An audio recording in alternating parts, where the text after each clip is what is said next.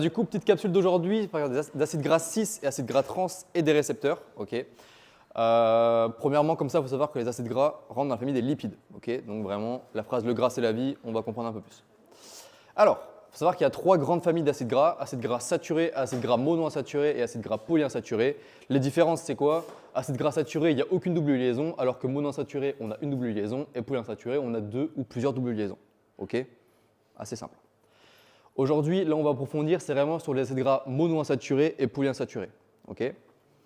Alors, la forme 6 et la forme trans. Forme 6, on l'a en haut, forme de bateau. Forme trans, forme de transat, ici en dessous. Ok. Ça va? Ok.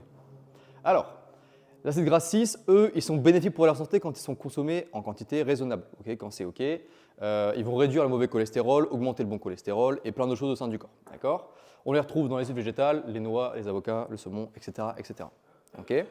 Maintenant, nos amis les industriels. Alors, ils vont faire subir une hydrogénation à nos produits, particulièrement à tout ce qui est huile végétale. Okay. L'objectif, c'est quoi? C'est changer les acides gras 6 en acides gras trans. Pourquoi? Pour augmenter la stabilité et la durée de conservation des produits, à défaut de notre santé. Okay. Alors, ça veut dire qu'on va passer de la forme 6 au-dessus à la forme trans en dessous. D'accord?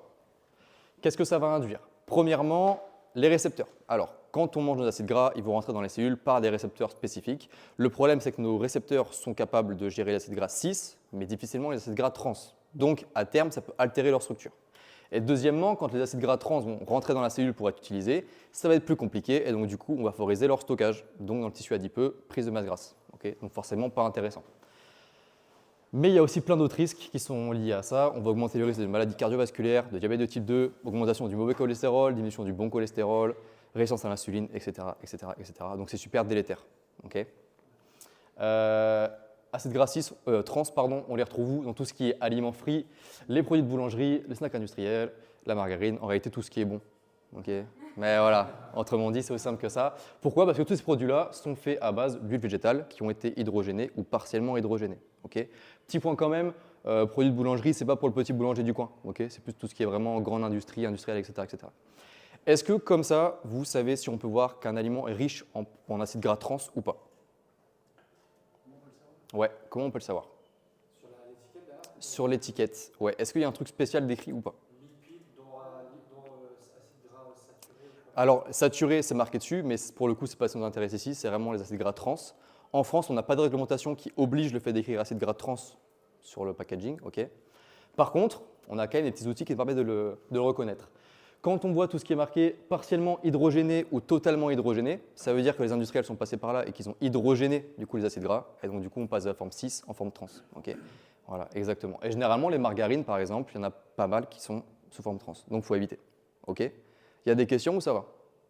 Ça va?